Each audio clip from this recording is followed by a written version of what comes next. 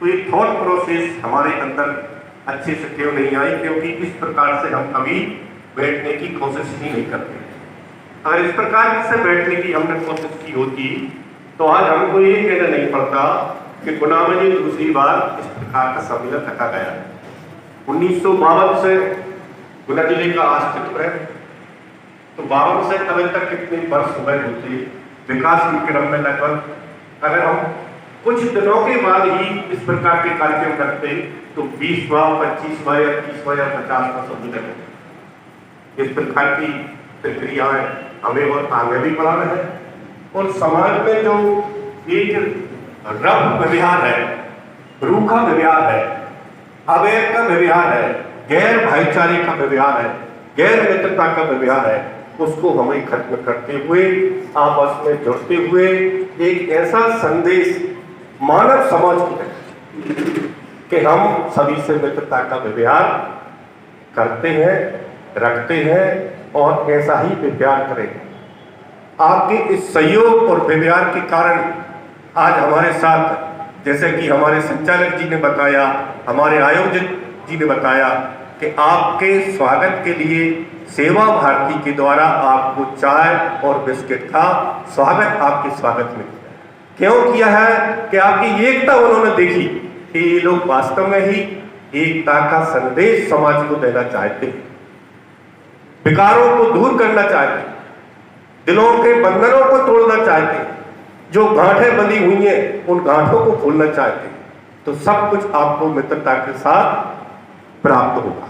ये मित्रता आगे बनी रहे, मित्रता आगे चलती रहे, तो जो समाज में बहुत सारे ऐसे काम हो जाते हैं जो काम नहीं होना चाहिए, उन कामों को हम खत्म करते हुए विकास के क्रम में जुड़ेंगे।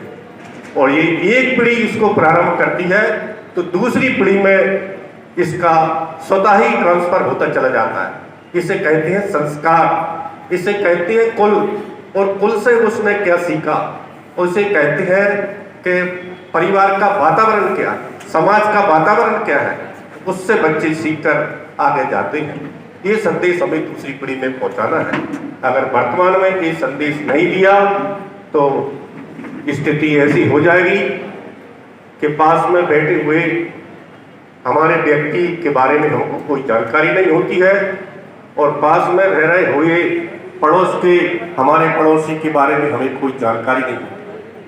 दुखी है व्यक्ति पड़ोस में, लेकिन अवैध और अमित्रता के कारण हम उसकी कोई सहायता नहीं कर सकते। और अगर पड़ोसी सहायता भी करना चाहे, अवैध और अमित्रता के कारण पड़ोसी सहायता स्वीकार नहीं करना चाहता, क्योंकि वह डरा हुआ है कहीं ये मेरी गलत तरीके से हानि न कर दे, हानि न पहुंचा दे। इस प्रकार के समाज में कार्यों के लिए अब अगर आप आगे बढ़ेंगे, मेरे साथ जहां मेरे कई मार्गदर्शक और साथ चलने वाले, कोऑपरेट करने वाले सहकारी भाई भी बैठे हुए हैं। आज से 2010 में 13-14 साल पहले मैंने कुछ कुरीतियों को सभी साथियों के सहयोग से खत्म करने के लिए एक शेड्यूल तैयार किया था, एक नियम बनाया था। और वो नियम था, मेरी माँ जब शरीर छोड़कर इस दुनिया से चली गई थी, हमने कुछ ऐसे नियम दिए थे कि जबरदस्ती समाज पर मृत्यु भोज जैसे समस्या को ज्यादा खड़ा न किया जाए, स्वेच्छा से जितना व्यक्ति कर सकता है उतना किया जाए। तो उसका मुझे बुद्धिजीवियों से सहयोग भी मिला और जिन साथियों को इसके बारे में जानकारी नहीं थी उनके तरफ से उनके अज्ञानतावश, अविद्या के कारण कुछ मुझे खामियां और परेशानियां भी उठाना पड़ा। गालियों पे मैं विश्वास नहीं करता, क्योंकि गाली एक जड़ है, इसको आप जितना स्वीकार करोगे उतना आप पे हावी होती चली जाएगी। वाणी है, वाणी चाहे वो अच्छी हो, वाणी चाहे बुरी हो, ये प्रभाव डालती है, तत्काल प्रभाव डालती है। तो इसी प्रकार से मैंने उस अभियान को आगे जारी रखा। इसका भरपूर सहयोग आज मिलता रहा और आज ये बात बहुत आगे चलकर बड़ी होती चली गई। दूसरी बात, हम महंगी सगाई और महंगे ब्याहों के इसके चलते भी हमने इसका भाषण नहीं दिया, करके दिखाया। कई साथी अभी यहाँ बैठे हुए जिनने उन्होंने अनुसरण किया, उनके पूरे बच्चा बच्चियों की शादी सुबह 10 बजे से और 5 बजे तक विदा करके शादी भी हमने करके बताई। और जब शादी में मिनिमम 4-5 लाख रुपए खर्च होते थे, उस शादी को हमने 1 लाख तक सीमित किया, 60,000 तक सीमित किया, 50,000 तक सीमित किया। और कई जो हमारे सामाजिक और धार्मिक संस्थान हैं, जहाँ पे हमने बड़ी आसानी से 25-30 हजार तक भी शादियों को किया। जिसका उदाहरण कोरोना के समय में आप सभी शादियों ने देखा होगा कि शादियां कितने सस्ते में 5 और 5 10 से या 5 व्यक्तियों के साथ हुई। तो जब समस्या खड़ी होती है तो हम अपने आप सतर्क हो जाते हैं। अब समाज के सामने अर्थ को बचाने के लिए समस्या है, तो आप संदेश देकर समाज को महंगी शादियां भी रुकवा सकते हैं। और इसकी शुरुआत कहां से होती है? निमंत्रण छपने से।